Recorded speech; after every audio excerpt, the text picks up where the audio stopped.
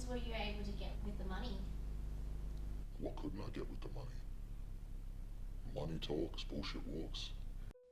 In a world where data breaches and cyber attacks have become all too common, today we have a rare opportunity to hear from somebody who was once involved in cybercrime.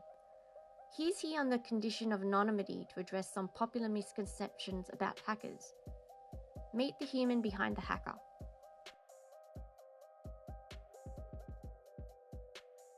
Tell me, how did you get into hacking?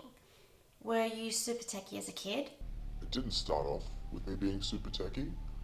I grew up sort of in a family that was struggling a little bit because my dad wasn't in the equation and mum couldn't really afford a computer. But like, we lived next to a rich suburb, so whenever they'd do spring cleaning and they'd be throwing out old stuff, sometimes they'd be throwing out computer equipment.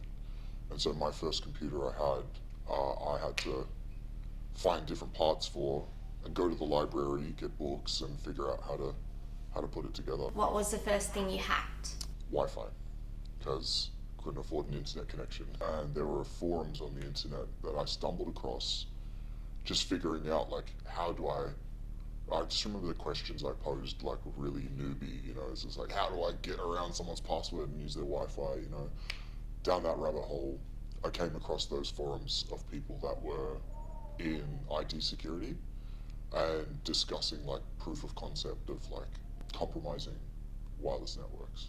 Is there anything that you look at for which makes you think, I'm not going to take from that person? So I don't usually go for an individual.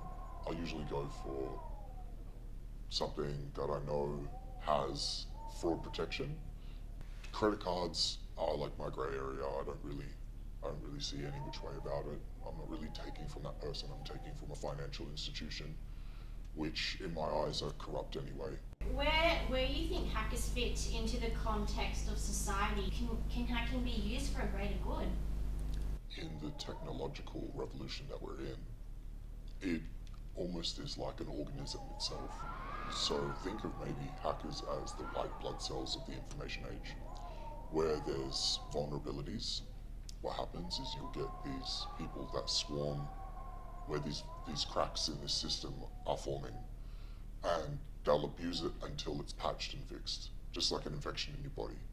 There's a great parable I got told when I worked in IT, and I wasn't always sure of what the person meant, but he told me, he asked me, how do two programmers make money? And I was like, I don't know. And he just said, humor me. One will write a virus, the other one will write a patch.